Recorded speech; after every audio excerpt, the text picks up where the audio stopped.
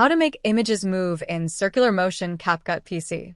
First, open CapCut on your PC. Once CapCut loads, create a new project. Now click Import in the top left corner. Select the image you want to animate from your computer. Once the image appears in your media section, drag it down onto the timeline.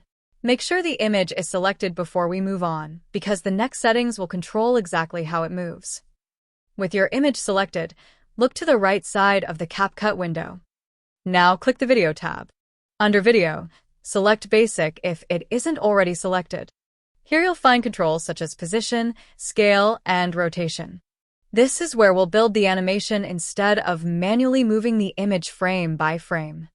Now move the playhead on the timeline to the exact point where you want the animation to begin.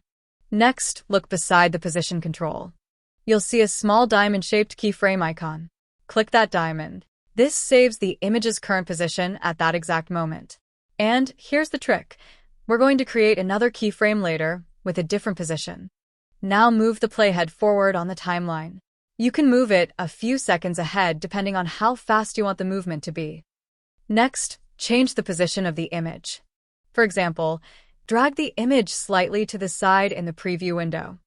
As soon as you change the position, CapCut creates another keyframe. Now CapCut knows where the image starts and where it should move.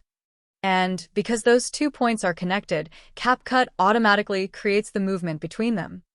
To turn that basic movement into a circular motion, we need a few more positions.